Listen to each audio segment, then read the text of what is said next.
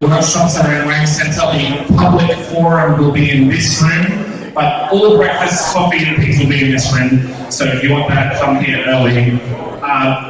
Lastly, we're going to, tonight is open, so do whatever you want to. But tomorrow we'll be having another lunch event and a raffle during that event, so enjoy the time out tonight, because we're going to have another full day tomorrow. So without any further ado, I'm going to hand it over, 2 minutes, right, okay, I'm actually extremely excited about this panel, and we'll hear more about why in a second, but I work, my doctoral work is on digital currency, legal design regulation of digital currency, and the way I got into that actually was when I was at law school. We organised an event on money and constitutionalism as part of a series for MMA at law school. And one of the people we put in touch with was Christine Dizan, who's a legal historian of money at Harvard. And she was on a panel last year at the MMT conference and described herself as a sort of fellow traveller, but a lot of her work is extremely relevant to and analogous or similar in content and theme to MMT. And she had a centre that she's very involved with at Harvard called the Institute for Global Law and Policy, which is one of the sort of premier international law centres. And they had a series on research they were doing on sort of future of monetary technology. And I had been interested in a while in mobile money, particularly in developing countries, because it was an area where it seemed like various telecommunications technologies were having a pretty transformative effect on how finance worked there that wasn't really captured in traditional narratives of money and banking. So I wrote a paper on mobile money development that eventually got me further involved in that space, and it was an interesting introduction to the world of particularly African monetary politics, where mobile money is arguably more developed there than anywhere in the planet, but it also introduced me to the work of the keynote speaker we're going to have later, and others. So it's a pleasure to have Nadoga Silla here and at the keynote, because I think we often end up talking about these ideas with an implicit American backdrop in America, and I'm Australian, so I don't try to do that as much. But even I have an implicit, English-speaking backdrop. It's Australia, Canada, UK. Or it's the other big countries, big economies, Japan, China, ones that have some interesting monetary story to tell that relates to a story back to one of those big countries. But again, often there's the narratives that are the most interesting or the most interesting for people who are already in those spaces are the ones furthest away from those experiences. So this is, I think, one of the most important stories for understanding the significance of MMT for people who are quick to say, oh, that's all just an American thing. And you hear that even amongst other white English speakers, even UK economists I've heard who say, oh, that's just an American thing, and that's why we don't have to take it seriously in a corporate administration or something, which is pretty funny for people like Bill who have been working on the Australian context for decades. But even more importantly than just it's relevant everywhere, it might even be particularly relevant in the non-American context. So, okay, with that, I'll hand over to Paul, who will be moderating discussion for the tonight. Thanks, Paul.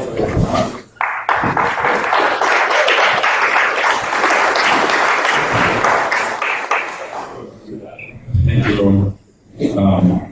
Your phone? Where the slides are?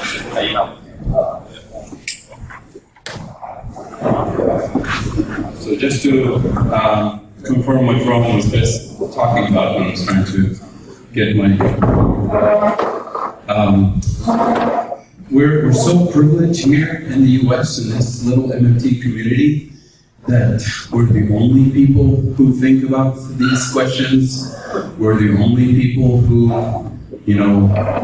think about MMT in the context of economics. Nobody out there in the world, especially in the developing world, is thinking about these questions. Right? These are some of the issues we're trying to address today. That MMT only applies in the US, but even then, it applies in the US, but you shouldn't even go there because it will cause hyperinflation. Turn it into Zimbabwe or something like that. All right. So that's why that's why we're here today. I'm stalling here to wait for the slides. So my name is Paulo Kabu. It's my pleasure to lead the discussion here with our evening keynote speaker, Ndongo Sylla is an economist from Senegal, and I'll read a little bit about his work, waiting for the slides here. Ndongo is a Senegalese development economist. He has previously worked as a technical advisor at the presidency of the Republic of Senegal.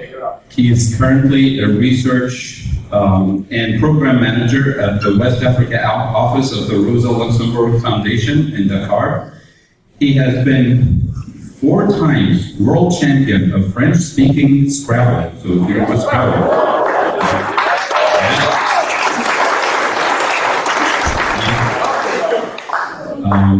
published and co-edited a number of books, but I want to focus on this particular, his latest book, which is right here on display behind you, in front of you. La magazine de la France Afrique, une histoire du franc CFA, which will be the subject of today's discussion. And when I first saw the book, I was very excited about it immediately, and the way I read it was La main invisible de la France Afrique. I said, well, that makes sense. You know, the invisible hand or the invisible army, it's more or less the same, right? And I asked Ndongo, I said, was that intentional? You were playing with words? He was like, no, it was completely the way it came out. So the good news about this book, which we'll hear from Ndongo today about it, is that this will be available in English next year, published by Ubuntu Press, with the foreword, I gather, written by Bill Mitchell. So this is the book to put on your shopping list soon. So without any further ado, I'd like to introduce my colleague, Ndongo Sylla. We're gonna listen to his presentation for the next 45 minutes. And then we'll take a little break, like 5-10 minutes to get a cup of coffee, and then come back for a further discussion of the issue of economic development in the context of what we learned from MMT. So please join me in welcoming Ndongo Sylla.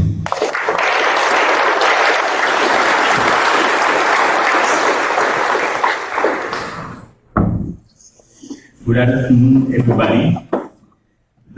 Before my talk, I would like to thank the organizers of the third MMT International Conference for inviting me. I feel privileged to attend this important gathering. A special thank you to Rohan Gay, President of the Modern Monetary Network.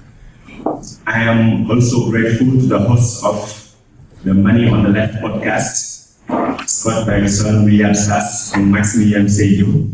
They introduced me, as well as some aspects of my work to the MMT movement. I thank also Fadel Kaboub, President of the Global Institute for Sustainable Prosperity, for his friendly support. I think I have heard for the first time about MMT in 2017 during a conversation with one of my colleagues based in the Tunis office of the Rosa Luxemburg Foundation. I started to read the MMT literature some months later while doing research on the CFA franc issue. I was impressed by the originality and the boldness of the MMT approach. I learned important things I never heard of before, like sectoral mass approach, functional finance, etc. I was happy to find a body of research saying loudly that monetary sovereignty matters.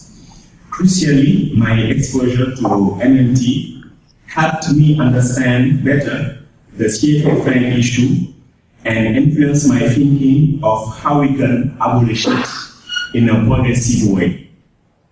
The CFA franc was born on 1945 as a currency common to the French colonies in sub-Saharan Africa. Nowadays, the currency is still circulating. It's the acronym of 2 different monetary blocks following the same monetary management principle and having the same parity against the euro. The first monetary bloc is the West African Monetary Union, and the acronym means Fund of the African Financial Community. So it gathers 8 countries in West Africa. The second monetary bloc using the CFA franc is the Central African Economic and Monetary Community. And in their case, the CFA acronym means Fund of African Financial Cooperation. So we have 2 CFA francs, one in West Africa and another in Central Africa. These 14 countries sharing the CFA franc, plus the Comoros, constitute what is called the African countries of the franc zone. So the Comorian franc is issued by the Central Bank of the Comoros, but it functions exactly like the CFA franc, but it has a different parity against the euro. In my presentation, I will try to make 3 points regarding MMT and the CFA franc issue. First, the history of the CFA franc is an interesting illustration of the capitalist approach. Indeed, it allows us to rediscover familiar MMT principles, namely, modern money is a creature of the state. Taxes create a demand for the currency issued by the state. The state that issues its own currency can buy everything that is sold in its own currency. The second point about the CFA franc and MMT is that MMT is relevant to the understanding of the problem associated with the CFA franc, as the CFA franc could be conceived of as one of the most radical cases of monetary subordination. While the US dollar and the yen could be portrayed as paradigmatic sovereign currencies, the CFA franc could be described as their polar opposite, a paradigmatic non-sovereign currency arrangement. The third point is that MMT has a lot to offer regarding the discussion on how to go beyond the CFA franc in general and on monetary integration in the African continent more generally.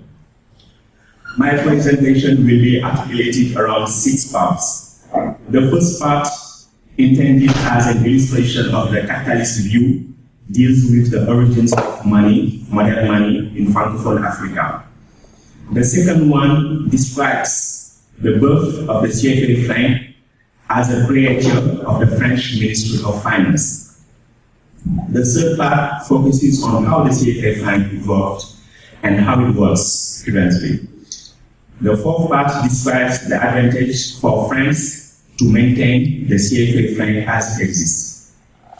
The fifth part discusses the constraints associated with such a non-sovereign currency.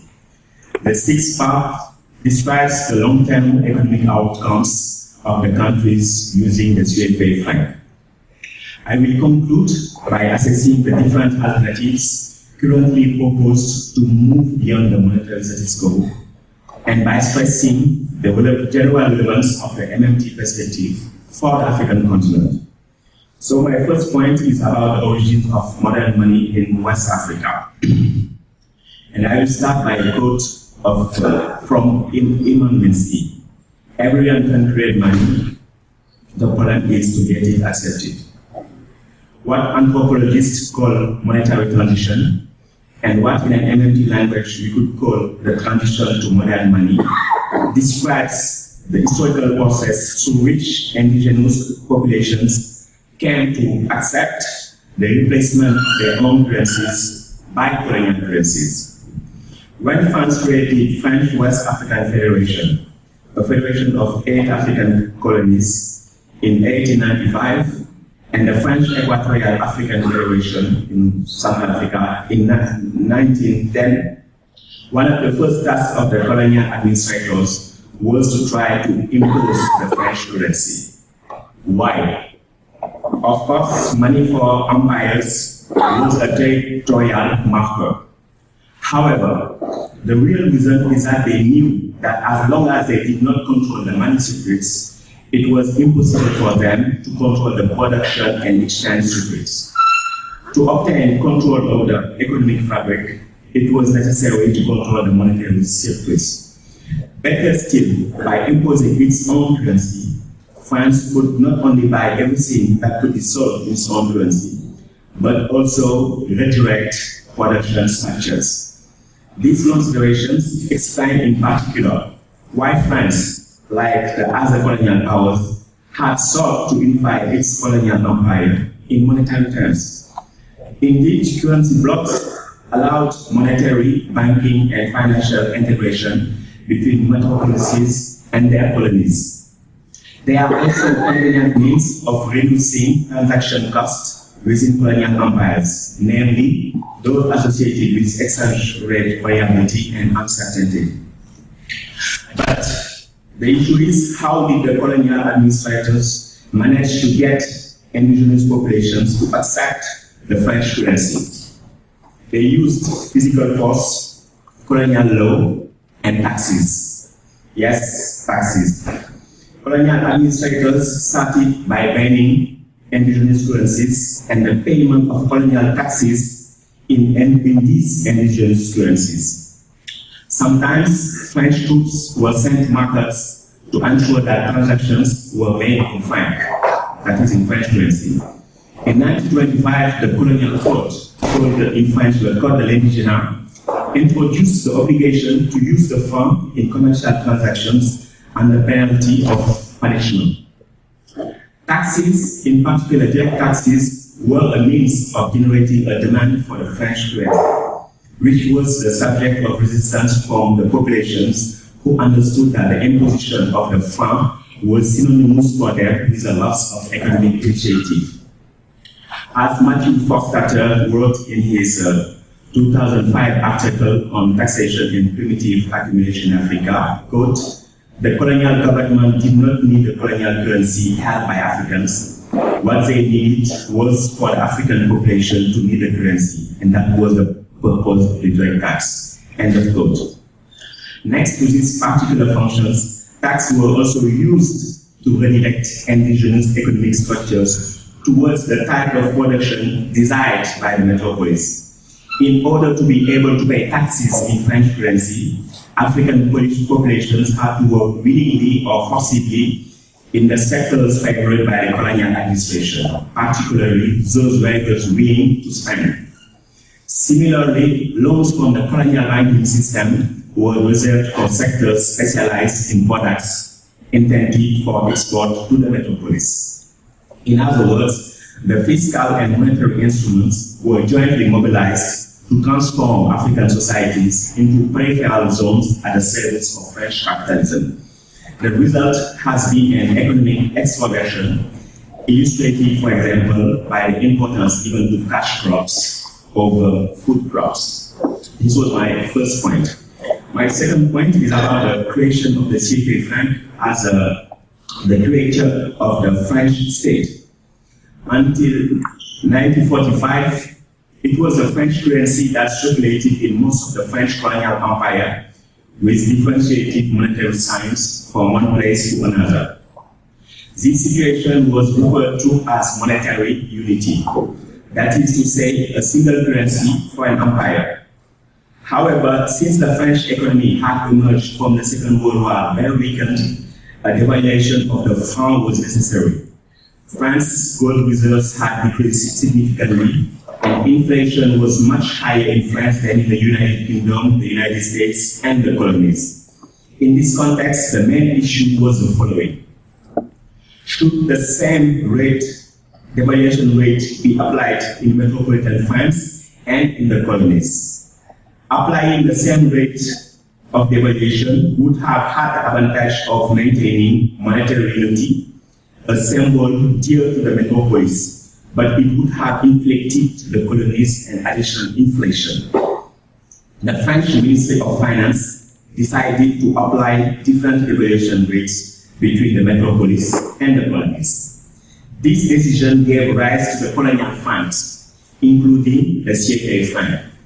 The acronym CFA originally stood for French Colonies in Africa. On 26 December 1945, the French interim government declared the CFA franc to the International Monetary Fund with an incredible parity. 1 CFA franc was exchanged with 1.70 French franc. 3 years later, following the devaluation of the French franc that had not been passed on to the colonies, 1 CFA franc was exchanged for 2 French francs. Despite the change in the unit of account of the franc in 1960, this parity would remain unchanged between 1948 and 1994.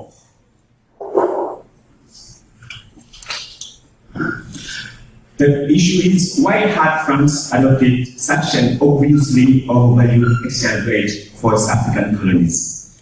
The question can be asked, especially in the view of the fact that the currencies of the British colonies had an external value half as high as the pound sterling. To account for this anomaly, we must look at the context of the time. During the Second World War, relationships between France, then under German occupation, and the colonies had weakened. The colonies had diversified their trade relationships with other parts of the world. This has led to a rapid and significant decline in France's share of its African colonies' external trade. In such a context, the incredible parity of the CFA franc made it doubly convenient for a French economy too weak to compete internationally. On the one hand, a strong CFA franc worked to increase imports from the colonies. On the other hand, it reduced the competitiveness of the African colonies' exports, which could no longer be sold elsewhere. As a result, the colonies were forced to turn to the metropolis, which had meanwhile restored protectionist barriers around its colonial empire. With the CFA franc system, France was able to have access to critical raw materials needed for its economic recovery, with the chief advantage that it could pay them in French franc and 50% below international market prices. As we can see, the CFA franc is a creature of the French state. It was born as a protectionist instrument at the service of French capitalism. This is still the case, even though the economic and financial relationships of African countries using the CFA franc have become more diversified over the decades. The third point is about how the system CFA evolved and how it works. Initially, the CFA franc was one of several currencies within the franc zone. Like the sterling area, the franc zone was born in a context of economic and monetary disintegration that led the colonial powers to integrate more with their colonies and dependencies than with each other. Created in 1939, the franc zone included French dependent territories in Africa, the Americas, Asia, etc. These territories were subject to France's foreign exchange legislation as well as its trade and tariff policies. After the Second World War, the creation of colonial franc alongside the metropolitan franc did not actually put an end to the so-called monetary unity in the franc zone. This observation comes from the first report on the franc zone by the colonial administration. Published in 1953, this report stressed that, quote, since the currencies of the franc zone are freely convertible between them without any restrictions at fixed rates, the franc zone can be considered as having, in fact, a single currency, despite the diversity of denominations and the plurality of money-issuing institutions.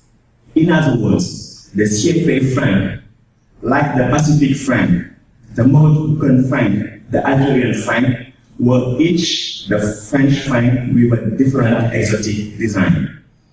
From the late 1915s onwards, the decolonization process in Africa had led to the gradual dismantling of colonial monetary blocks. This was particularly the case for the sterling area, the Peseta zone, the Esquilo zone, and the Belgian monetary zone. For newly independent countries, national sovereignty was symbolized by issuing one's national currency and by adoption of an autonomous exchange rate policy. The countries belonging to the franc zone were the only exception to this trend. Indeed, before granting their independence, France had required each of them to sign so-called cooperation agreements in various fields: foreign affairs, foreign trade, raw materials, funds management, etc. These agreements effectively deprived the promised independence of any substance, thus granting France monopoly on their mineral resources and staying in the Franc zone were among the conditions for the former French sub-Saharan colonies' access to international sovereignty. Throughout the 1960s, when the French franc was not yet fully convertible, the French government was even in a position to prohibit African countries from selling and buying foreign bonds and stocks, borrowing from countries outside the Franc zone, importing or exporting gold, and investing in countries outside the Franc zone. At that time, to maintain its grip on the imports of the Franc zone countries, France made their access to the US dollar difficult. African governments had to apply for French approval by providing an annual forecast of their imports outside the Franc zone. France has established import savings for certain items such as automobiles, refrigerators, air conditioners, and so on. At that time, some African head of states tried to leave the Franc zone, but the experiment was not successful as they faced strong resistance from France and its local allies. Guinea under President Sékou Touré withdrew from the Franc zone and acquired a national currency in 1960. In retaliation, the French secret services disrupted the Guinean economy by flooding it with counterfeit banknotes.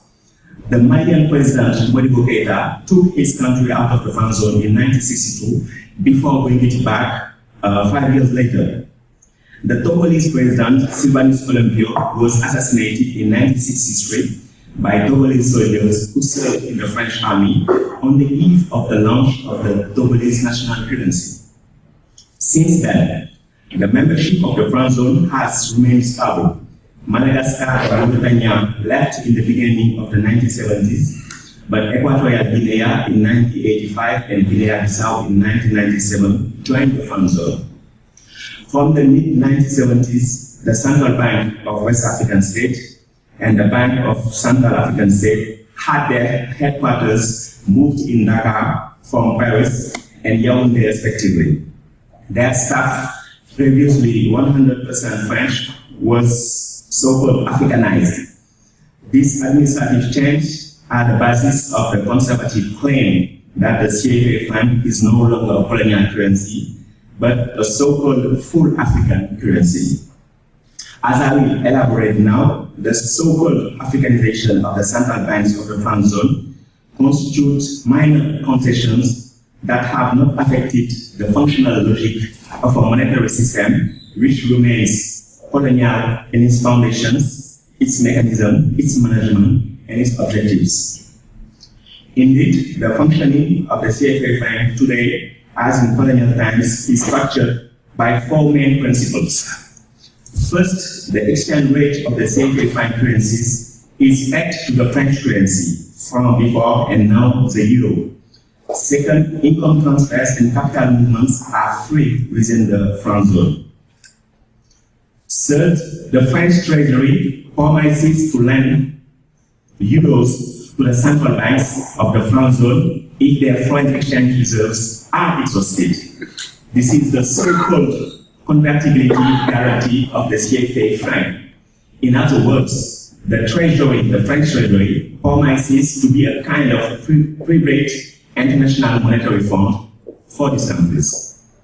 In exchange for this so-called convertibility guarantee, since 2005, each central bank of the Franc zone must deposit at least half of its foreign exchange reserves in a special account of the French treasury.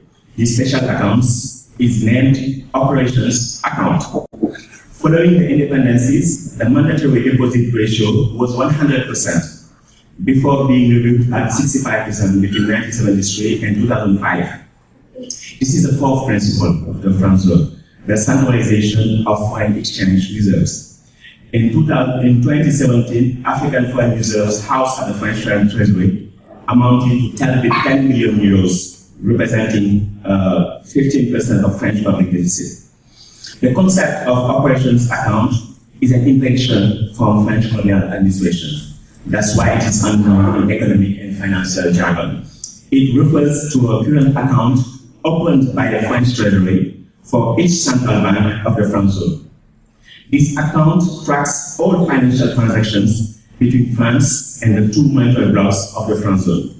For example, if France has to spend in West African Franc-zone, France has just to credit the operations account of the relevant amount. In the same way, when West African Franc-zone countries have to buy French goods or services, the operations account is debited by the relevant amount.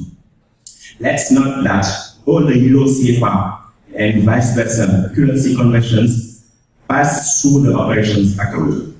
When this latter is in credit, the French Treasury pays small interest. When it is in debit, this means that the French guarantee is active, a scenario rarely observed. Whatever the case, it must be stressed that through the operations account, France is able to monitor the external financial transactions of the CFA countries and the management of their foreign exchange risks. There is another counterpart to the French convertibility guarantee. France is represented in the organs of the central banks of the Franc-zone. As a matter of fact, France has a veto power over statutory issues and controls the implementation of monetary policy. No major decision can therefore be made without France's consent.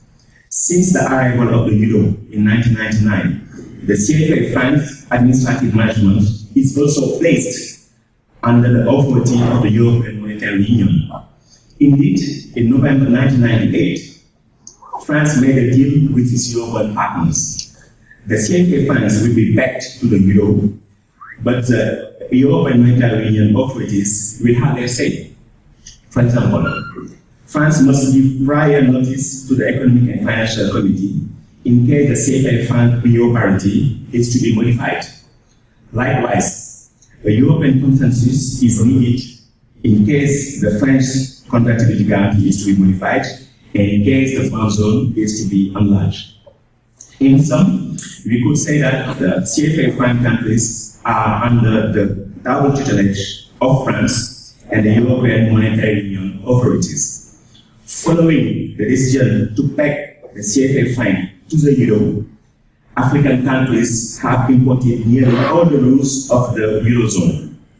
The so-called macroeconomic convergence framework with its associated objectives of low inflation, low public deficit, and debts. Actually, it would be more appropriate to talk about the euro CFA instead of the CFA franc. The CFA franc is nowadays just a disguised euro, a stock multiple of the euro. We could even talk of the CFA franc as a euro standard, the same way we used to talk about the gold standard. The fourth point is, how does France benefit from the Franc-zone? For France, there are 5 main advantages in maintaining the CFA franc. Those advantages were acknowledged in the 1970 People report by the French Economic and Social Council. First, France can buy in its own currency and credit all goods and services sold in the countries of the Franc-zone. This is an advantage that has been historically important. The French franc was a weak currency. It was devalued 10 times between 1945 and 1986. The US dollar is the currency in which the products exported by the countries of the Franc-zone are denominated. If France had to pay for its imports from the Franc-zone in US dollars, this would have forced it to have lasting trade surpluses, an unlikely scenario, or to exchange franc for US dollar on the foreign exchange markets, which would have further weakened the foreign exchange rate. But thanks to the CFA franc, France enjoyed an exorbitant privilege in the countries of the Franc-zone. It could pay for its imports in its own currency and thus save its foreign exchange reserves. The second advantage is that French companies and products benefit from significant and solid outlets in the Franc-zone. However, this has been less and less the case since the 2000s with the emergence of China as a leading trading partner of most French-speaking countries. The third advantage is that France enjoys a trade surplus with the countries of the Franc zone, which also provide with significant amount of foreign exchange reserves, which have sometimes in the past been used to amortize French debt. Fourth advantage, French companies are assured of being able to repatriate their incomes and capitals freely and with no exchange rate risk, owing to the free transfer policy and the fact that France ultimately decides on monetary and exchange rate policy. The last advantage, France has the system of political control that serves its economic interests and that has the virtue of not costing it anything. France's veto power in the central banks of the Franc zone and the latest obligation to deposit at least half of their foreign exchange reserves with the French treasury are the two counterparts of this so-called convertibility guarantee. However, this guarantee has been rarely been effective. Between 1960 and today, the operation accounts were only in debit between 1980 and 1993. The average annual amounts associated with the overdraft facility of the French treasury were really ridiculous, and above all, facilitated capital flight at a time when the devaluation of the CFA francs were deemed inevitable. My fifth point is about the issues, economic issues with the CFA franc. And the issues can be classified into two main headings: lack of monetary sovereignty at the political level, lack of monetary sovereignty at the economic level. Beyond the reckless adoption of the Eurozone macroeconomic management rules, the lack of political sovereignty in the Franc zone results from the control of monetary and exchange rate policy by French treasury and from the still significant economic weight of French banks. By virtue of its political sovereignty over CFA funds, France has the last words in times of crisis. For example, in 1994, France imposed the devaluation of the 2 CFA franc despite the opposition of most African head of states. France, in tandem with the IMF, chose to implement a uniform rate of devaluation of 50%, despite the obvious fact that this rate was by no means justified in view of the uneven rate of exchange rate overvaluation across countries using the CFA franc. Indeed, economic coherence would have led to the breakup of the Franc zone, with each country issuing its own currency. But France wanted to keep intact its monetary empire. Similarly, as the sovereign over the CFA francs, France has the capacity to organize a financial embargo against the head of states of the Franc zone with whom it is in conflict. This has been the case, for example, in 2011 during the electoral dispute opposing incumbent presidents Laurent Gbagbo and Alassane Ouattara in Côte d'Ivoire. Alassane Ouattara was France's protégé. Following France's orders, French banks present in Côte d'Ivoire stopped all their operations, while the West African State Central Bank blocked the accounts of the Ivorian government. Later on, France sent its troops to dislodge the President Gbagbo from his palace. As for the absence of monetary sovereignty in economic terms, the absence of an autonomous monetary and exchange rate policy, it can be illustrated in many ways. First, the management of the foreign exchange reserves of the countries of the Franc zone depends on the ups and downs of the French currency.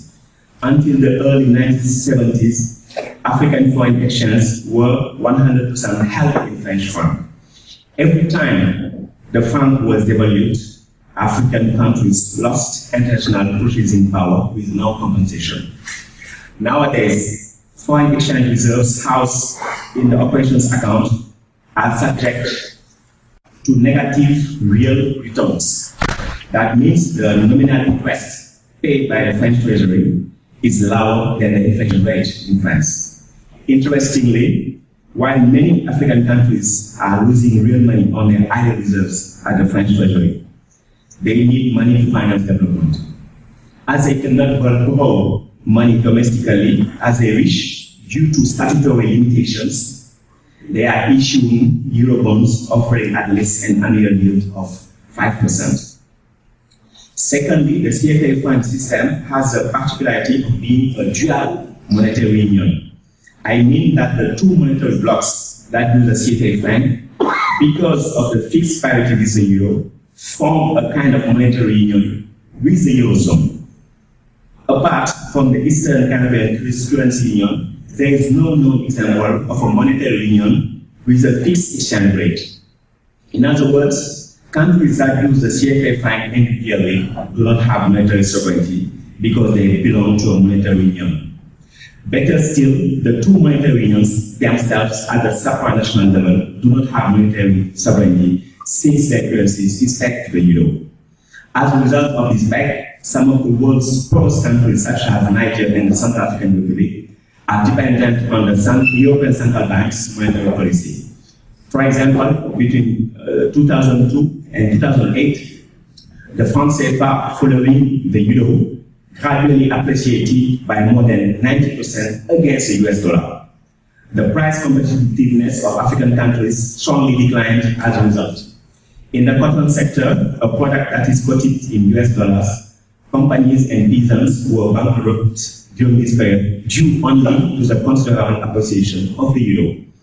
In Senegal, food production was jeopardized as rice producers became unable to compete domestically with the rice imported from Asia.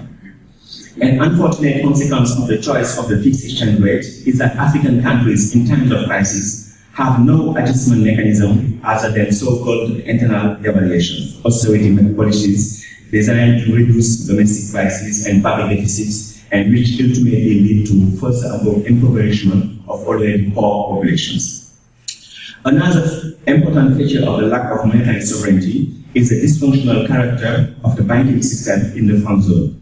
To maintain the peg to the euro and to achieve a rate of inflation lower than 3%, total foreign exchange reserves must at least equal 20% of central banks' side liabilities. Otherwise, the latter must raise their interest rates and allow the refinancing savings, according to rules set by the monetary agreement signed by African countries with France.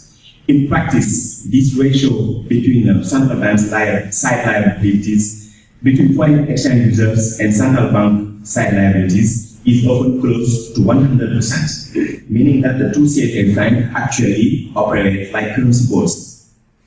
This credit rationing of operating at the central bank level is reinforced by the particular high margin strategy of foreign dominated commercial banks. By high margin strategy, I mean the low volume of loans and the high interest rates applied. Despite the strong financial needs expressed by the productive sector, the banking sector often suffers from excess liquidity.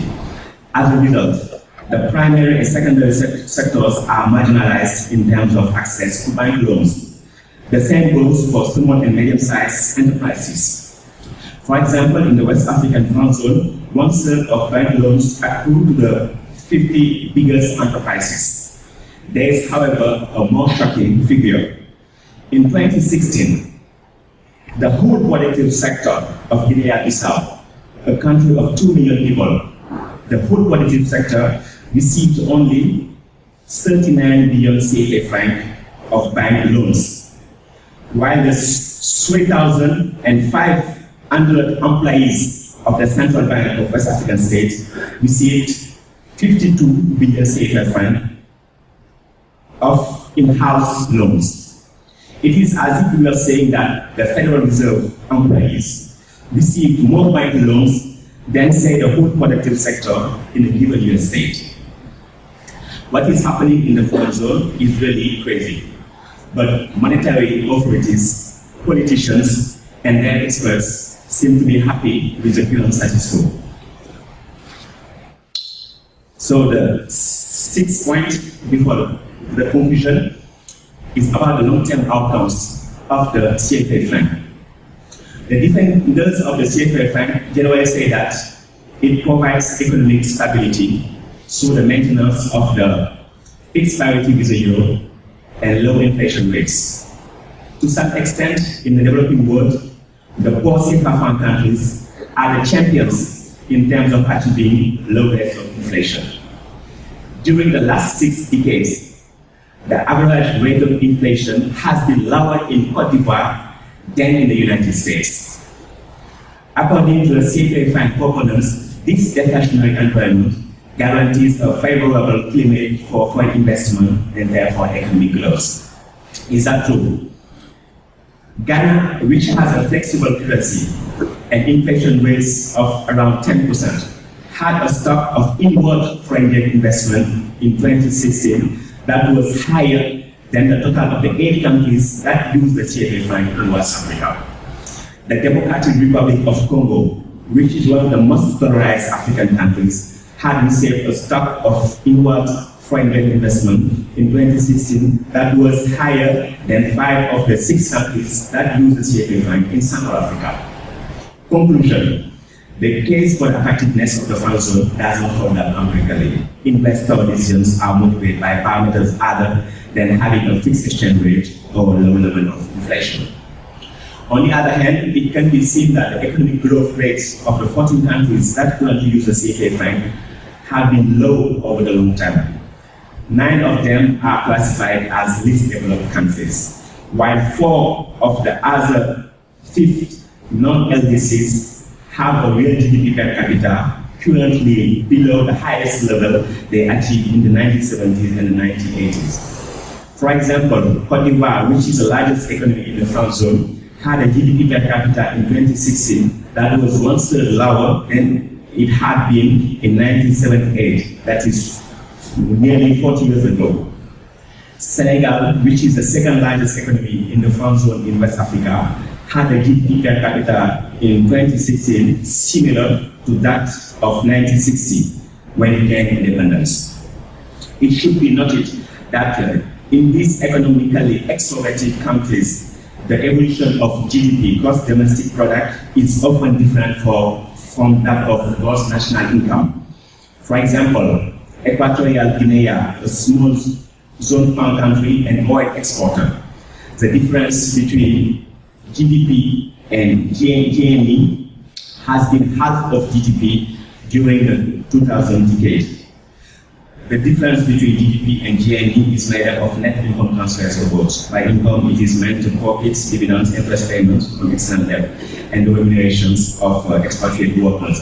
For Guinea Equatorial, the difference was 50% of GDP. Moreover, trade within the Franc zone also remains weak despite more than 70 years of so-called monetary integration. It stands around 5% in Central Africa and around 15% in West Africa. Finally, even neoclassical empirical studies on optimal currency areas agree that the existence of the Franc zone is not economically justified and that its longevity is mainly due to political considerations. I will complete by discussing the alternatives proposed to the CFA system, because there has been recently a growing number of African intellectuals and Pan-Africanist social movement demanding the abolition of the CFA fund. And for example, there was a November 2017 opinion polls in Togo that showed that 66% of Togolese think that the CFA fund benefits chiefly friends and that it should be abolished. So there is some unanimity about the need to move out of the current monetary status quo. Some disagreements are observed about what needs to be done. 4 contending perspectives could be distinguished. The first one is a perspective I call Symbolic Reformism, which consists in touching only the visible symbols of French monetary imperialism without touching its foundations. These include proposals such as changing the name of the CFA fund, having banknotes and coins manufactured outside France, and even first reducing the deposit rate of foreign exchange reserves at the French Treasury. This perspective is articulated, for example, by the French President Emmanuel Macron. The second perspective aims to maintain the Franc zone by adapting it to the current context marked by the economic and geopolitical decline of France and Europe. I call it Adaptative Reformism. This is the case, for example, of those who want the CFA fund exchange rate to be made more flexible. 2 arguments generally back this reform proposal. On the one hand, the peg to the euro is too rigid and undermines the price competitiveness of African franc-zone export products which are denominated in US dollars. On the other hand, the geography of their trade flows is increasingly moving from Europe toward countries trading in US dollar, such as China. This perspective is articulated by some African experts. It could also be found on a 2018 highly Eurocentric report from Dominique Strauss-Kahn, the former IMF managing director. Unlike these reformist proposals, there are two other perspectives articulating an abolitionist agenda insofar as they advocate a project of monetary integration requiring the abolition of the franc zone.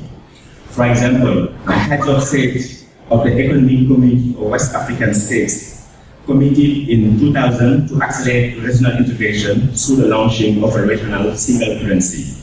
This project, often presented as an alternative to the CFA franc, raised, however, both technical and political issues. Technically, no country fulfills yet the so-called convergence criteria copied from the Maastricht Treaty and defined as a prerequisite for entry into the new monetary zone. Politically, since 2017, Muhammadu Buhari, the current Nigerian president, has been asking as a prerequisite that the 8 West African countries using the CFA fund provide a diverse plan from the French treasury. But the latter have remained silent about his demand for fear of angering France. Whatever the case, I think that this single currency project is not a good idea for now. Beyond the fact that it is a gross replica of the Eurozone, there are 3 issues to consider. First, the benefits of sharing a single currency are not obvious because trade among West African countries is very low, around 10%. Second, there are large asymmetries between Nigeria and oil exporting country representing half of the population of West Africa and 2/3 of its GDP, and the remaining countries which are net oil importers for most of them. Third, there is no planned mechanism of federalism. Instead, the members of the Ecozone are supposed to adhere to the sound finance view with priority on low inflation rate and low public deficits and debts. West African countries are for now far away from the minimum threshold of political unity needed to embark in a single currency project.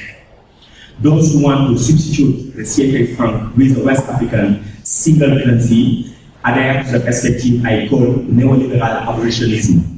That means an exit from the CFA franc that follows the neoliberal monetary integration model as typified by the Eurozone.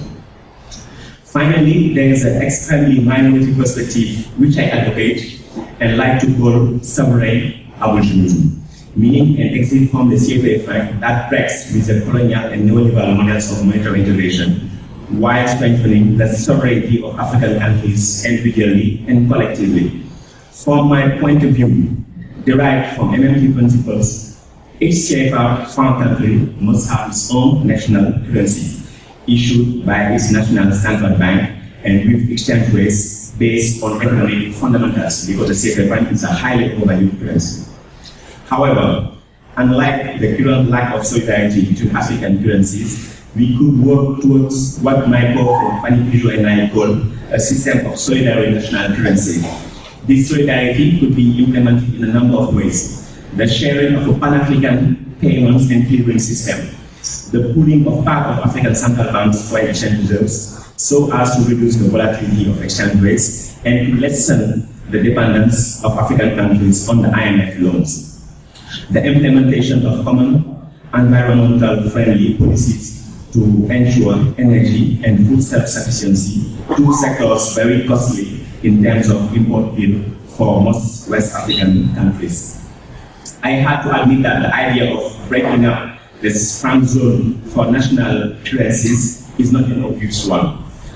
Before reading the MMT literature, I had myself some doubts regarding the desirability of national currencies. But this is no longer the case. Indeed, the advantage of the option of solidary national currencies is that it makes it possible to reconcile macroeconomic flexibility at the national level with solidarity between African countries. It takes into account the difference in the levels of development and economic specializations, that is the need for relatively autonomous national policies, and which realistically must proceed at different rhythms while responding to the imperative need for regional and continental monetary cooperation.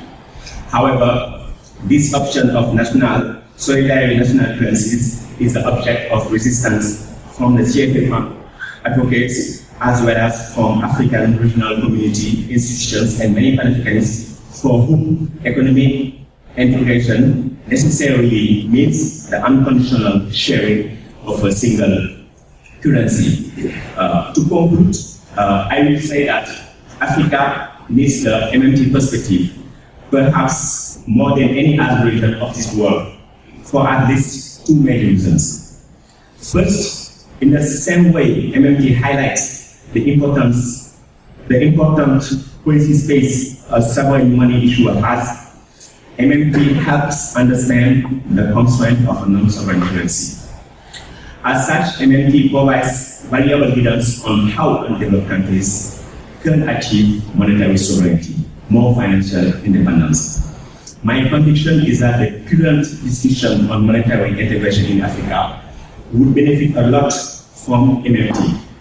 And MMT perspectives allow us to go beyond the colonial CFA fund and the so-called national currencies under the tutelage of the International Monetary Fund, without succumbing to Eurozone type of monetary integration. The second reason is that resource mobilization, domestic resource mobilization, is one of the biggest challenges in Africa.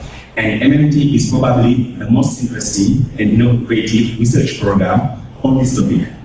MMT teaches that the sovereign currency does not face any intrinsic financial limit, but rather real constraints. The African continent is not constrained regarding what could be called first-order resources, meaning land, labor, natural resources, in contrast with second-order resources, meaning advanced technological products and know-how.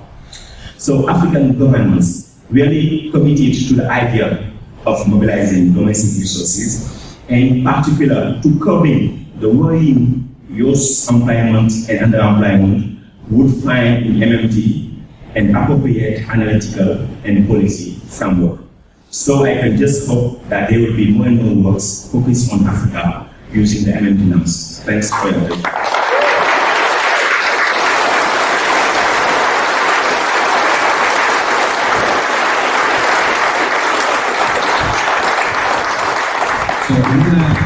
Thank you. I'm going to ask you to hold your questions. We're going to take a 5-minute break, go to the bathroom, stretch, get a cup of coffee. There's refreshments in the back, and we'll start in 5 minutes exactly. Thank you.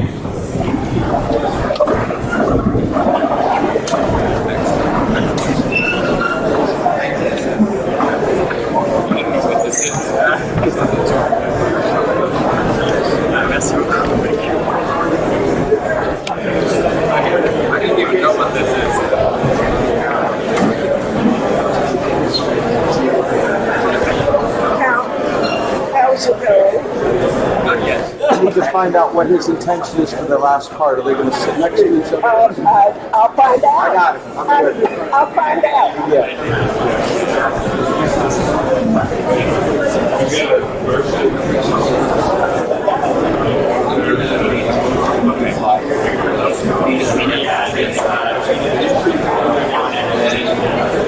Will you be standing? Will you be standing at the park? I'll be standing.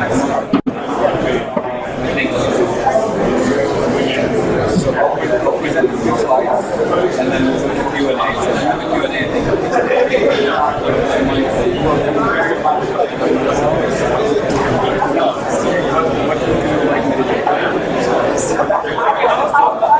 Translate our interview. So he clears. It's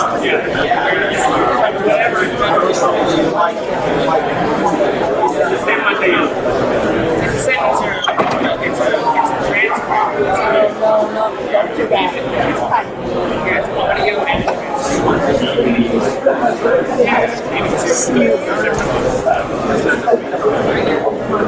Okay, sorry.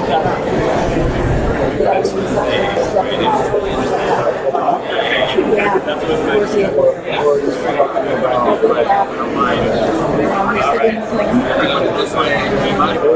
about the documentary together? Yeah. So yeah, the Imperialism is going to be the episode series. Yeah, no, no, I'm saying, absolutely.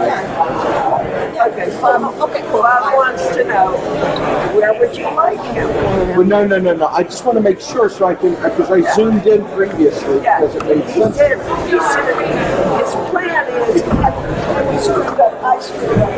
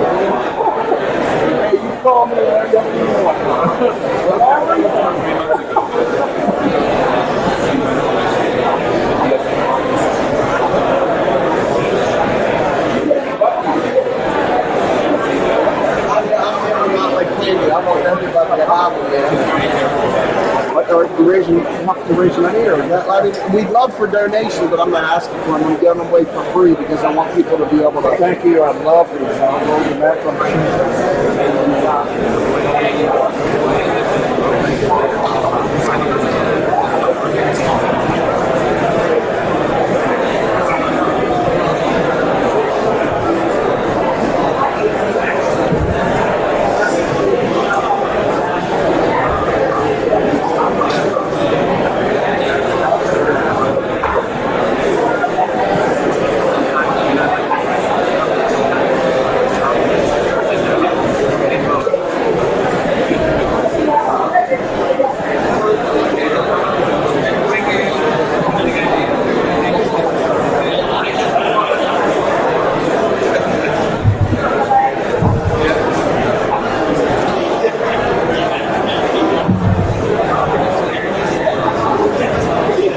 Okay, we need to get started. If you might grab your cup of coffee and take your seat. And I'm going to ask Ndongo also to come back and join me.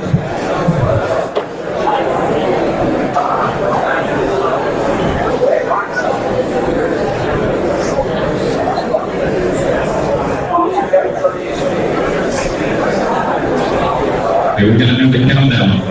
We need to sit down. Going to count to 10. If you're not sitting down, we're going to cancel the next MMT conference.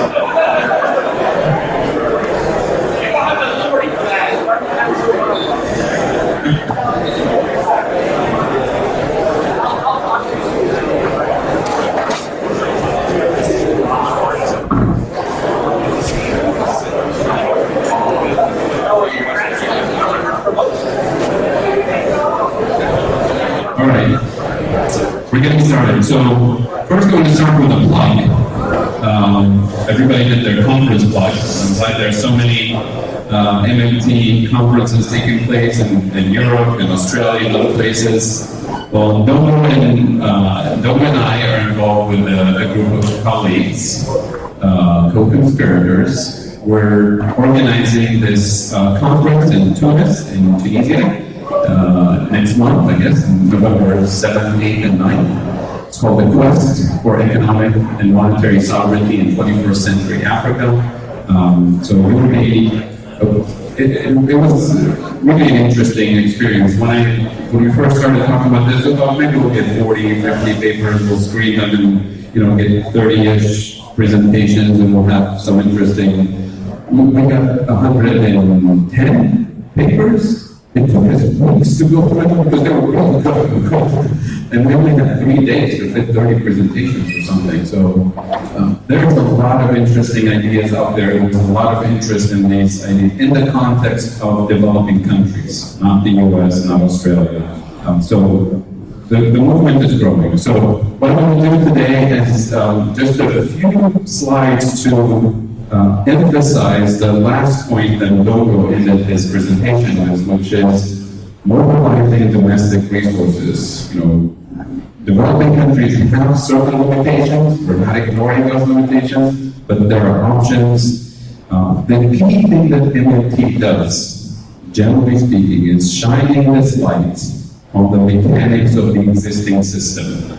And once you do that, and you pay attention very carefully to how the system operates, you identify power structures.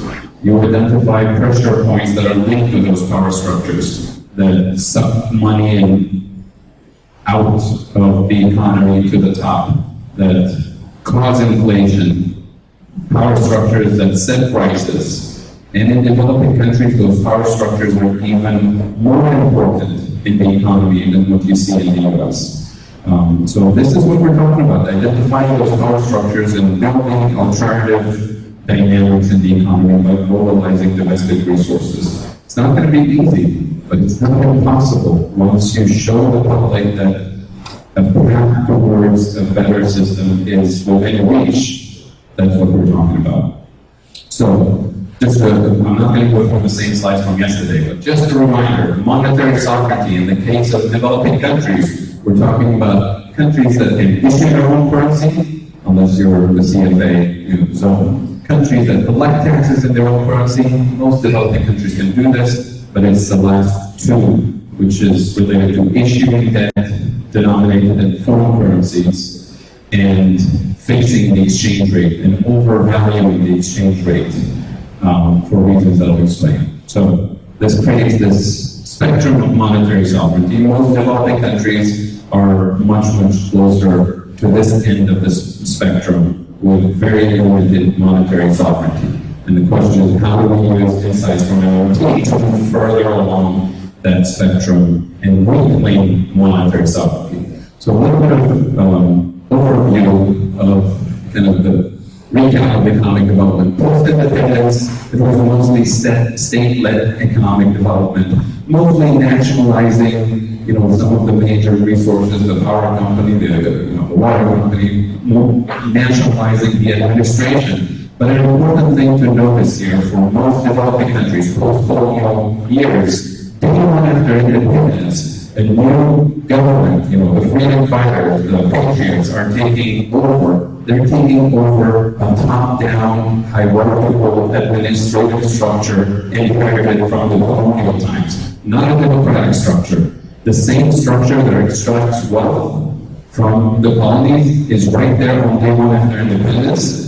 The same mining companies that are digging and shipping to Europe are there on day one after independence, and they kept cranking that machine. But now with a president and administration of the native country. So the power structures are there, and they're deeply enforced over time. So that's point number one. And then we went through import substitution and industrialization. So the idea of industrializing. But the problem when you do this in a system where you have protectionist policies that create monopoly powers to the friends of the presidents and military regime in a corrupt way, which means we'll give you protection, you're a monopoly, build power and influence, set prices, nobody's going to compete with you, and we'll protect you forever. And that creates a very important power structure in developing countries that also sucks power and influence to the top and creates inflationary pressures within the system. Those structures are still here,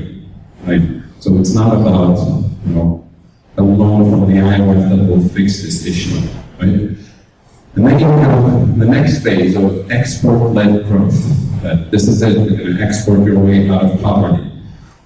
Now you're exporting manufactured goods, but your economy is not developed enough, so you end up importing all the high-value added content from the global north, so to speak, and then you add cheap labor, then you export low-value added content.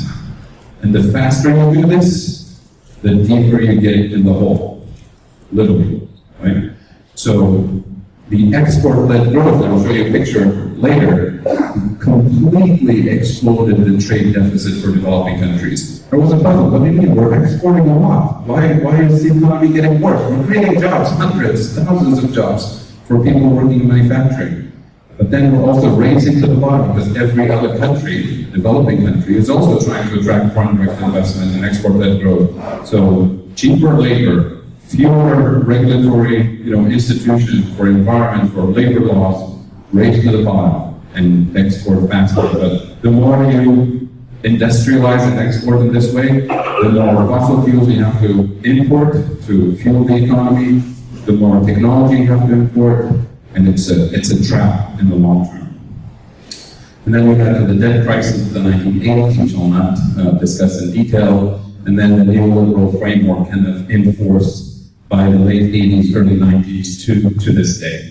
Right?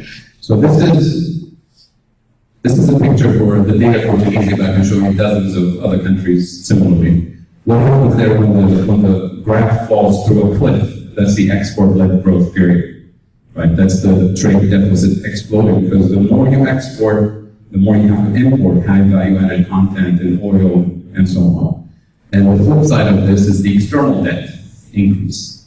So I'm going to go through the mechanics quickly of what are the consequences of these numbers on the social and political context that then is also hijacked politically to reinforce the neoliberal model. So shining a light on these mechanics allows us to know where the power structures are, where the structural weaknesses are, and think about alternative solutions. So the solutions that we get is more austerity, debt restructuring, meaning more loans to pay the old loans, privatize state-owned enterprises, privatize the water and the entire system. Labor market flexibility is a favorite one in this model, which means no unions, don't set the wages, race to the bottom. Foreign direct investment and export-led growth, it just reinforces that mechanics of negative terms of trade. Financial liberalization, set up a little mini Wall Street to attract foreign investment, which means attract all the speculators. Doesn't work. Tourism is a big one, right? Bring more tourism. You have beautiful, towns and beaches and weather. You end up importing more food to feed the tourists, importing more fossil fuels for transportation and heating and cooling, and you end up in this path towards a completely unsustainable system. Plus, every other country also has nice beaches and hotels and everything, and you're racing to the bottom. Right? Remittances, the brain drain, and which slows down obviously with immigration restrictions now from Europe and the United States and other places, but for a long time, especially in the 60s and 70s, that was proposed as a way to fuel economic development. Ship the unemployed to Europe, and then they'll send money back home. Right?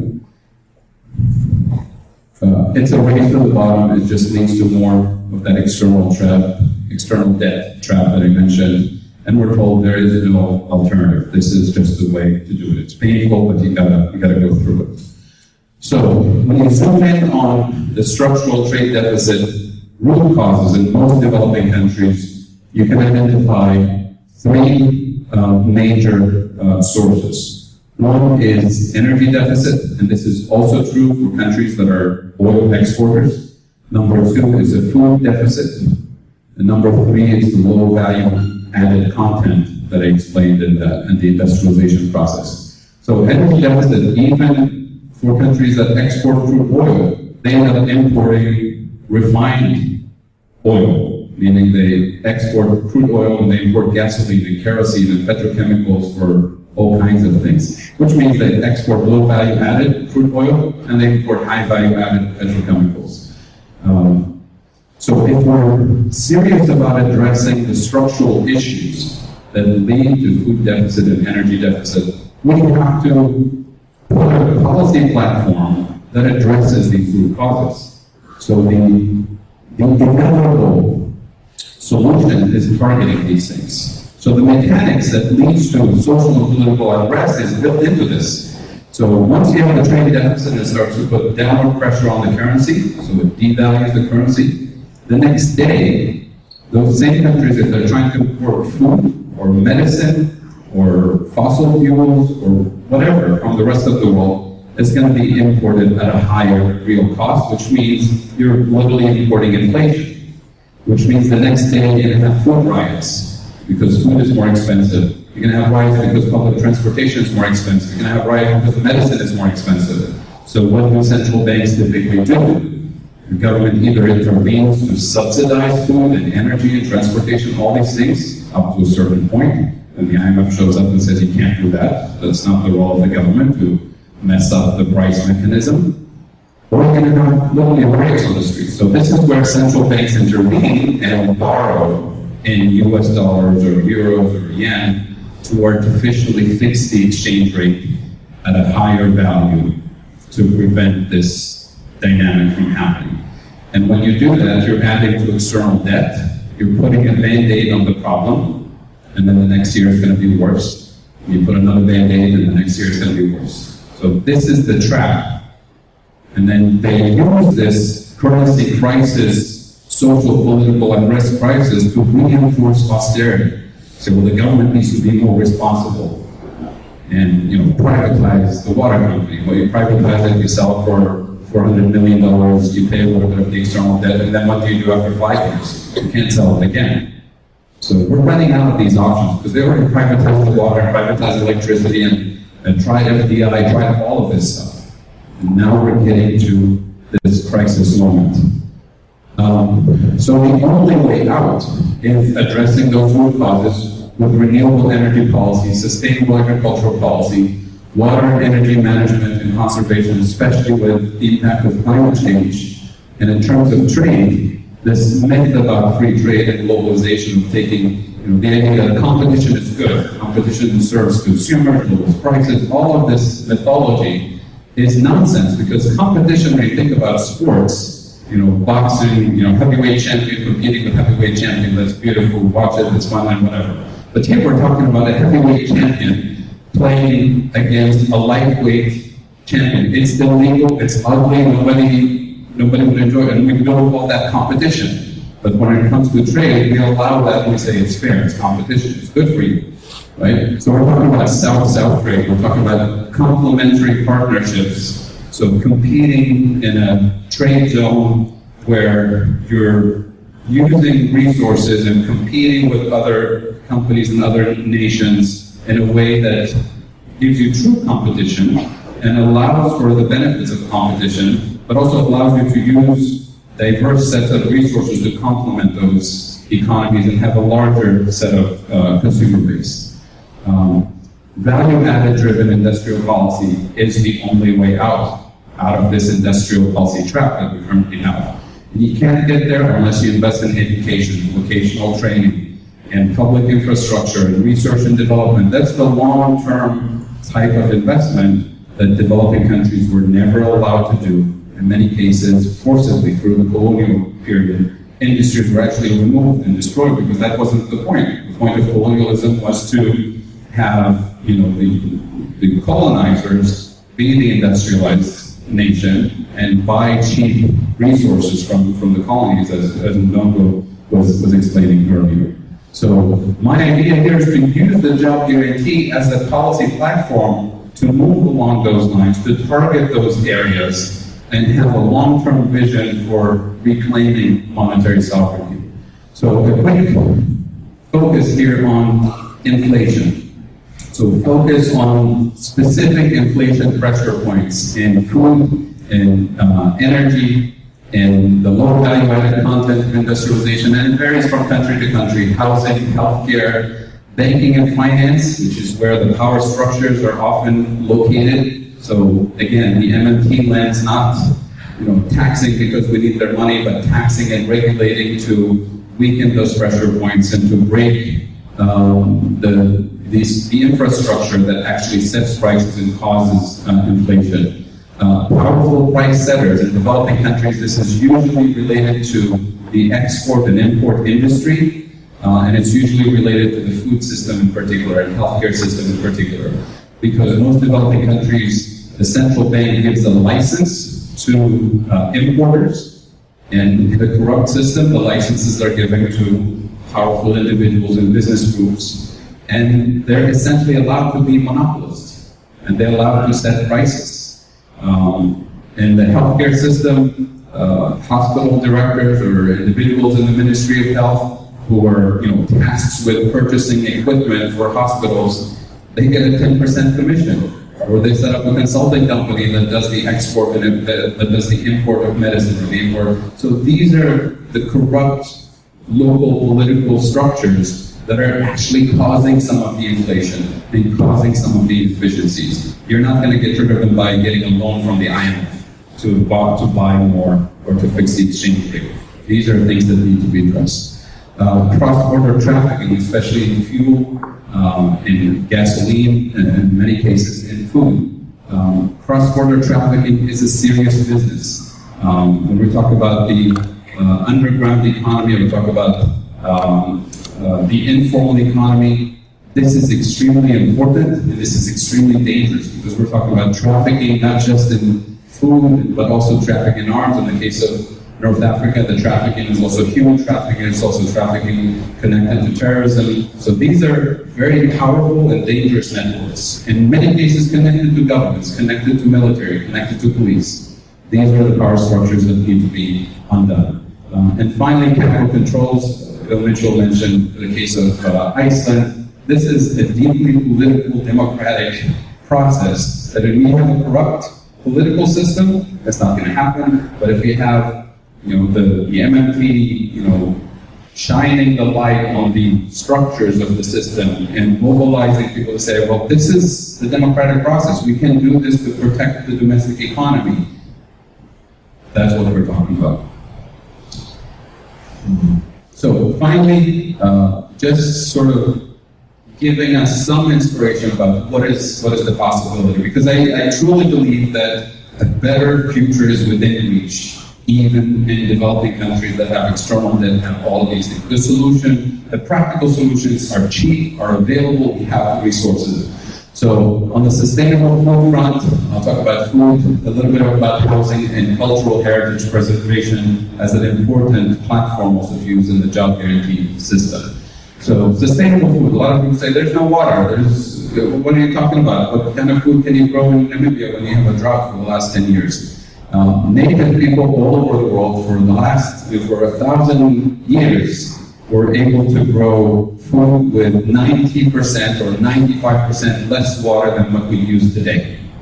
Organic food, no pesticides, no chemicals. So these are, Native Americans growing what they call floating gardens or whatever. So in today's world, so I want to make sure that you're not hearing me saying we need to go back to the caves and not have any modern day technology or anything. What I'm talking about is taking indigenous knowledge that we have today and building from there, right? So there's lots of, this is not something that the hippies invented in the 70s. This is 1,000 years ago. So aquaponics, I'll explain it very quickly. With aquaponics technology, again, you're saving 90 or 95% of water use. You're producing healthy, organic food. You have fish in the fish tank, produces waste. A small pump pumps the water to a grow bed where you're growing leafy greens, lettuce, tomatoes, strawberries, whatever you want. And the advantage here is that you're not using any soil because the water from the fish produces the fertilizers, the nutrients that the plants consume. The plants filter the water and return clean water to the fish tank, and that's how you're saving water. And it's low energy intensity. It can be on a small scale, it can be on a large industrial scale. The possibilities are there. The additional advantage of this, especially for countries that have serious water scarcity, you're not using any soil. The plants there are growing in clay pebbles to keep the bacteria to help with the filtration. So now you can reallocate resources in agriculture where you preserve your most precious fertile lands, your most precious water resources to grow things that can't grow in an aquaponic system. And everything else, all the leafy greens, all the tomatoes, all the strawberries, we grow them in this kind of system without having to use any fertile land or any precious water, additional precious water. So the technology is there. We can apply it tomorrow, right? So this is what I did. So I wanted to try it. I've never had any background in agriculture or anything. So those are my baby tilapias. And that's, the worms are also helpful in breaking down the waste. And you can grow any kind of leafy greens, lettuce, mint, parsley, whatever. And then within weeks, it's going through the roof. And again, I have really no expertise, just YouTube videos of trying to follow, where this goes. And that's the edible protein, right? After a couple of months. So we're talking about the most disadvantaged areas in the world. We're not going to tell people, oh, we have a job guarantee program, we need to move to the city. That's where the jobs are. Right? So this is what we're talking about, taking people as they are, where they are, and using the knowledge that we have to build communities from within. Housing, sustainable housing. Adobe housing is, again, thousands of years old with ventilation that is geothermal. We hear a lot of engineers talking about geothermal technology today as if it's new. Geothermal ventilation means you have reasonable cool temperature in the summer and warm temperature in the home in the winter months without any use of fossil fuels or anything. So take the basic knowledge and upgrade it to modern day energies. This is a group of Tunisian community organization that's trying to relearn how to build this stuff from scratch. And they're doing it, right? And again, we're not going back to the caves with sustainable sanitation system and water and solar energy to have all the cool toys that you want to have inside the home. We just need to get people back into focusing on mobilizing domestic resources. And this is not the Star Wars, this is not Planet Halloween. This is the city of Halloween in Tunisia. So thousands of years old with techniques that we were made to forget. And that's really the point here. Imagine building communities with sustainable food, sustainable housing. You can bring ecotourism by revitalizing cultural heritage, and you get the kind of tourism, the kind of tourists who are willing to pay a premium to get the kind of experience that you can build with this, as opposed to racing to the bottom with cheap hotels and all that stuff. So just a few things just to start the conversation. Thank you, and we'll start with questions for Ndongo, and then we'll take it from there. Thank you.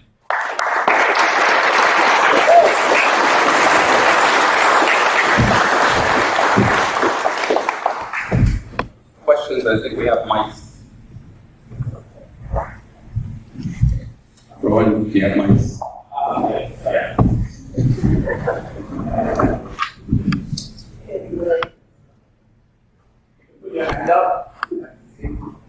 Yeah.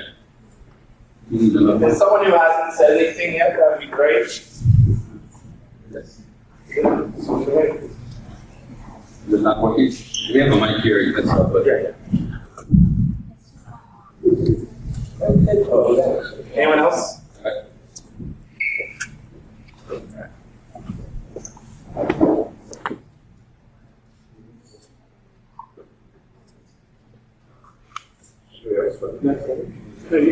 Go ahead, first of all. Great speech, I enjoyed it a lot, and really appreciate that you explained this to us, because I think it's a very interesting story. I was wondering who is opposing the development of monetary sovereignty? Is it the elite, and is it because they have vested interest? I'm assuming I would like to understand what sort of vested interest they have in sustaining the CFA franc system in Africa, and if there's that from what you said. For example, you mentioned, I think, I'm sorry, I wasn't close to that. I think you mentioned that in Togo there was like 70% of the population was already arguing for or supporting monetary sovereignty. So clearly, it's the elites of Togo who are opposing this, right? I would imagine, and I don't know if you could expand a bit about that.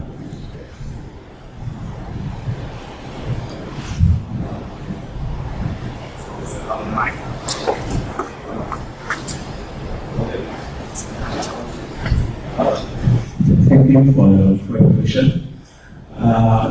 In fact, the CFA franc is a currency, but it raises political issues. And what is strange in Francophone Africa is that we can say sometimes we have democratic countries. For example, my country, Senegal, is held as one of the most democratic countries in Africa because there are Pacific political alternations, things like that, no violence, freedom, etc. But we could not have leaders which are not, let's say, in good terms with France. So when the people are in power, they know they are just there for 2 terms maximum. And so they have no interest in angering France. So they would not like to talk about the CFA franc. It has been a taboo issue for decades. But let's say since 2016, we have started to mobilize to say we have to get rid of this currency. I think the majority of African people would like to get rid of this currency. But the vested interests are so strong. The politicians are not interested, whether they are in power or in the opposition. The economists we have in universities are much more fundamentalist than the neoclassical economists we have here. So they are never talking about the CFA franc. The CFA franc is not an issue that has been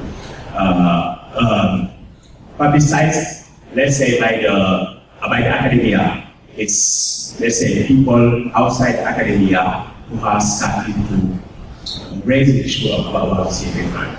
So it's really difficult for politicians to imagine how to go beyond the CFA franc.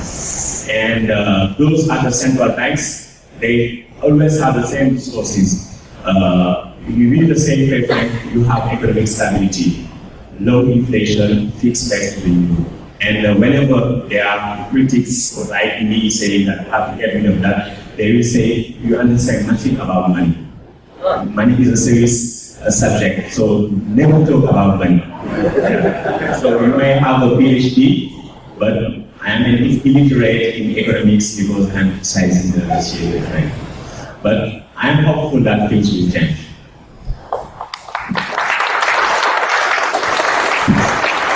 Any questions?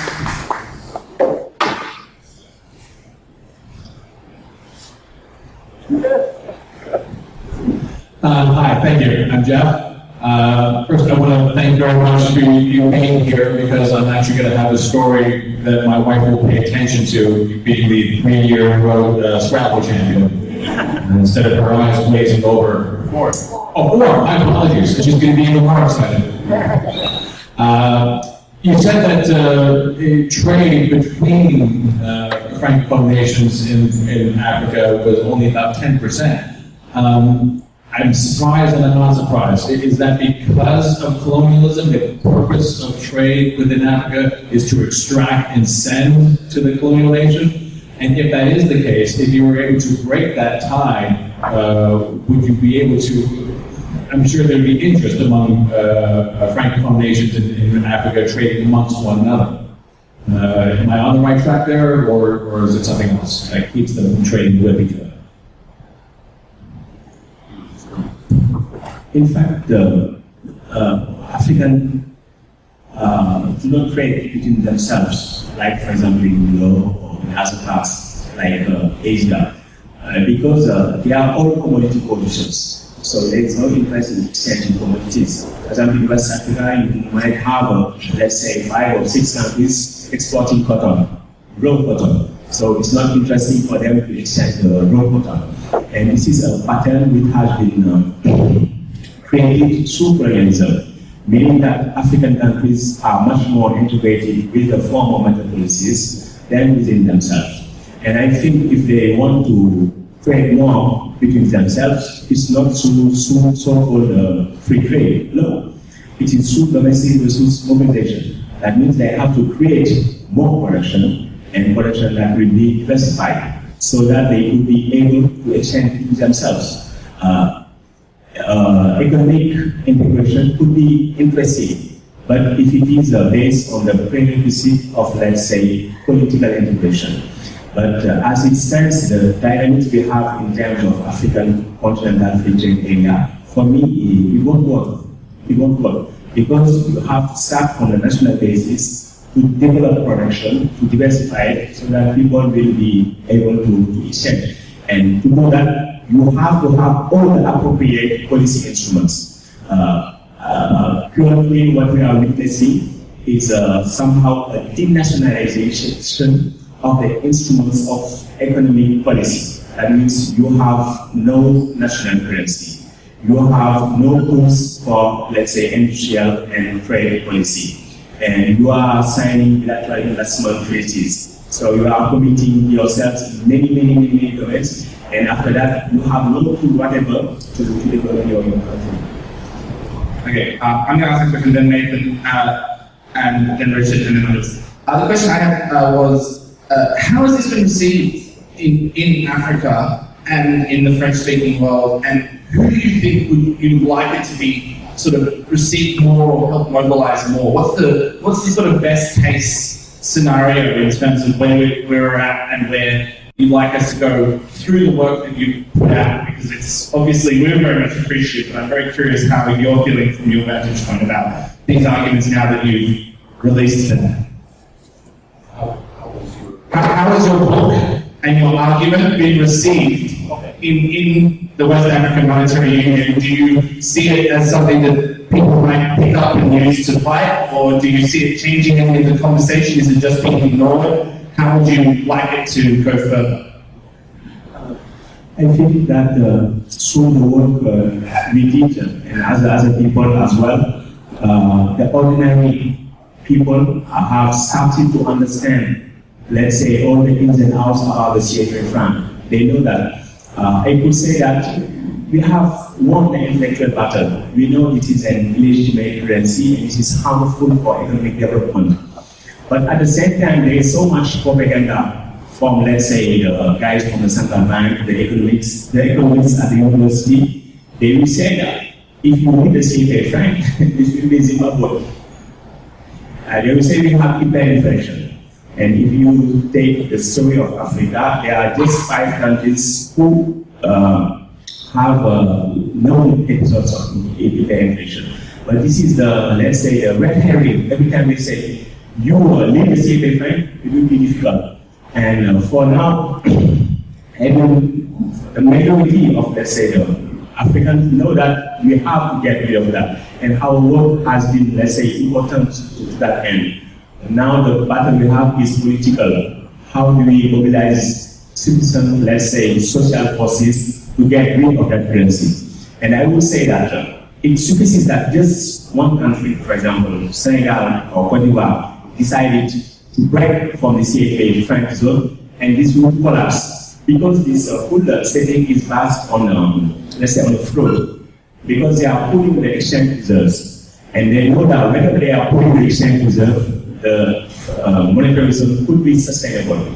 But if the major provider of foreign reserves decided to break up from this zone, the zone will collapse because it could not function on another basis. So we need a progressive leader to say that I want to have monetary sovereignty, but you could not have that through elections, maybe through, let's say, insurrectional periods, conducting the elections, and there may be, yeah.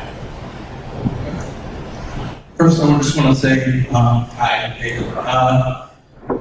Thank you so much for your presentation, and to kind of give a personal spin for myself and the CFA franc, that as someone who's been obsessed with money and monetary sovereignty and all these kind of technical topics ever since I found out about anything after the great financial crisis. It's remarkable how obscure a topic the CFA franc is, even as it's such a huge global political issue. I only found out about the CFA franc 4 years ago, and I wasn't for lack of interest in monetary unions. So I thank you so much for this, and hope that MMT is able to set our conversation about the CFA franc more and more as it goes on. Then to get to my more technical question, to kind of connect it a little bit to my presentation yesterday, I know, or various under this strong impression that the CFA franc still has direct credit regulation, especially quantitative credit regulation, and that it's a big part of quote-unquote starving other sort of alternative production, alternative to multinational production in the CFA franc zone. And so I was wondering if you could talk a little bit about that and how those controls could potentially be changed while still facilitating public spending, further public programs within the constraints of the CFA franc or a post-CFA franc monetary union system or whatever. Yeah, in the CFA franc, there is a credit questioning operating at a central bank level, because as we are in a monetary union, which is not sovereign monetary, because the objective is to maintain the parity, the fixed parity at all costs, because it functions like a colonial zone.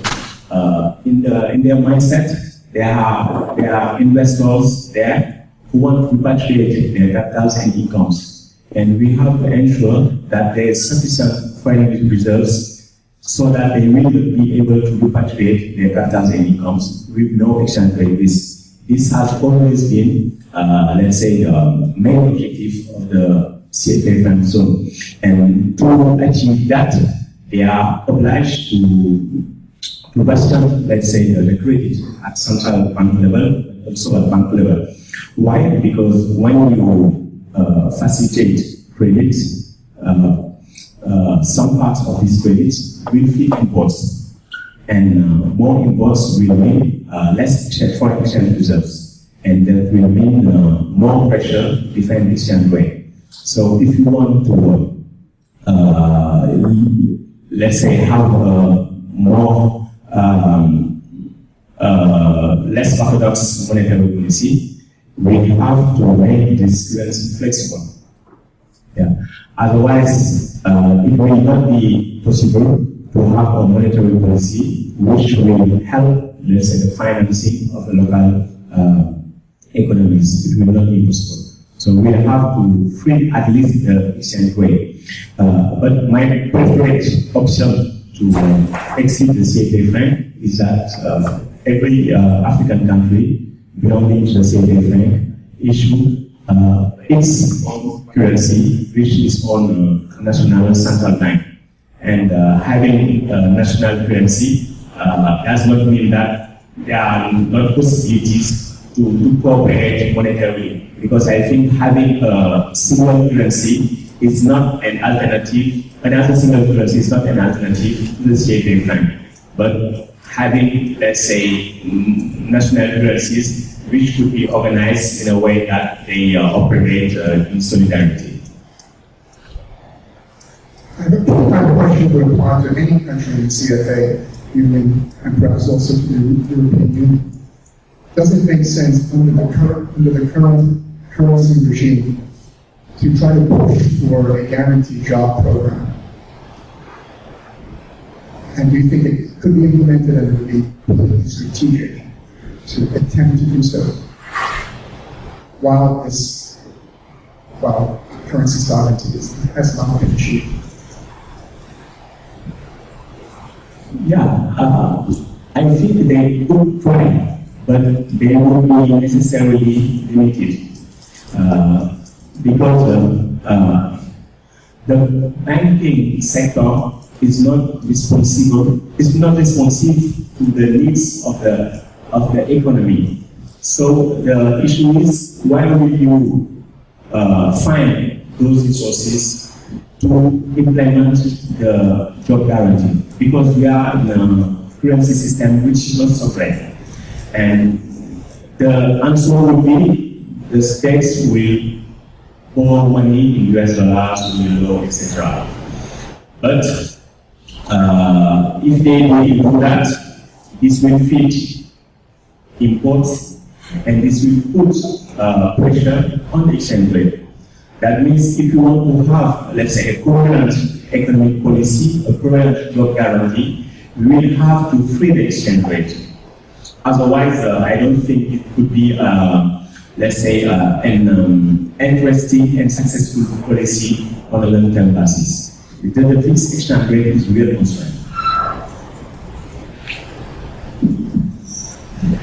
Hello, hi. I want to thank you so much for your presentation. It's really excellent, and as someone who is an immigrant here to the United States, you know, the global perspective is particularly important to me as a Latin American myself. In progressive and left conversations, oftentimes we hear about the need for the global North to issue reparations for the theft of wealth across the global South.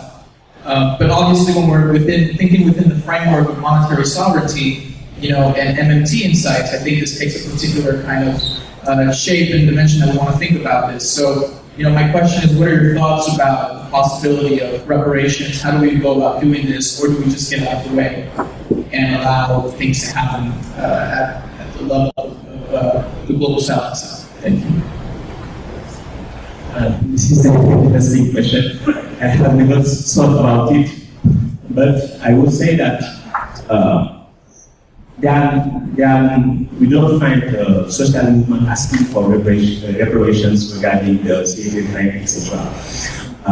But I think even if there was such a possibility, I think those reparations would not help African economies.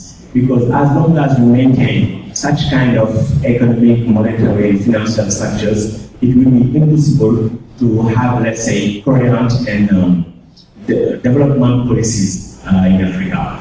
So I think it's important to change these structures. And the monetary sector is really one of the first to be, let's say, being reformed, so that this will release, let's say, more policy space for the governments in West Africa. But I have to say that there is some irony in the history of the CFA franc, because the current central bank we have in West Africa had an ancestor called the Bank of Senegal. The Bank of Senegal was created in 1853 by Napoleon III. And what is interesting is that that bank, the Bank of Senegal, was created from the compensation given to slave owners by the French government. And it is ironic that the current central bank we have Yeah, as is ancestor in the Bank of Senegal, which was created by slave owners. Thanks very much for doing the talk. I enjoyed it. I'm very much looking forward to our partnership. One of the things I think when I studied the CFA is to look at what happened to some of the countries that left early, like Madagascar and Mauritania. And they haven't done very well. And then, particularly Madagascar, has just become embroiled in the vice trap of the IMF. And then I was thinking that the British left its colonies in much better shape than the French. And one of the things that the British did as part of the colonial experience was build up institutions that were rules of law and governmental institutions and administrative institutions that ultimately could survive and manage effectively a sovereign currency. Whereas my understanding of the way the French have treated their colonies in Africa is that they haven't done that. And that seems to be, from when I've been looking at Madagascar, that seems to be the problem. Had been the problem there. They got their own currency, but they didn't have the institutional structure to manage it. So the corruption and all of the sort of breaches of rule of law, and then the IMF gets in the thing, and then their history. Any comments? I agree with that view. In fact, the France zone was really an extractive zone, and in the British colonies, they had, let's say, some institutions which allowed them to be, let's say, more independent. For example, Nigeria and Ghana in West Africa are really more financially independent in some way compared to their counterparts in West Africa. But generally, we talk about so-called national currencies in the case of Madagascar and Mauritania. They don't have they have issued their own currency, but it's not really de facto national currencies. Because when we were under the tutelage of the IMF, we could not say that we have a national currency. And in the case of those countries, they don't have any sovereignty on their resources. And when you have your own national currency and you have no real sovereignty on your resources, this will be reflected on your currency system. And I think this is the case for most African countries. They could issue their own currencies, but they have no resources, no sovereignty currency, because they have signed too many agreements, free trade agreements, bilateral investment treaty agreements, many things. And they stay still in this pattern of commodity export, and with that, we could not develop a strong economy. But overall, the former British colonies are in relatively better shape than their counterparts in West Africa, who can't even imagine issuing national currency. Rowan, there's a question here. There's a question from a while ago here. This thing. Can you raise your hand please so we can see you? So that Rowan can see you. Yeah. First of all, I would like to recommend your book because, as I told you before, I enjoy it. I have a question about what is happening now in Africa. Is the role of China we spoke before. What do you think will be the role of the Bank de France when we speak about the strategy of Chinese that are proposing currency swaps? Do you think it's part of the negotiation between France or the European Union and China? Or the Bank de France want to have a role stronger? Because I think it's an interesting moment. I think China is more or less disrupting things in the France zone, because now China has become the first trade partner and the first bilateral lender of many African countries. And you see, in this crazy France zone,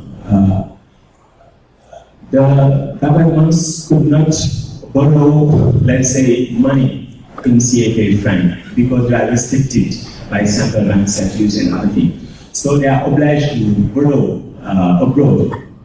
And in the CFA fund, they are sticking to the Eurozone, so they want to have a macroeconomic discipline, things like that. And often what countries do, they need money, so they go to China. And normally, every time they have, let's say, foreign exchange results, they should take half of it and deposit it at the French treasury. But there are many countries in Africa who now bypass those rules because they could no longer work. So I think with China, there are interesting things showing that this system could not evolve like it is. Another interesting thing about China is that China is now the first major trade partner of African countries and of the continent. And the trade between China and Africa is in US dollars.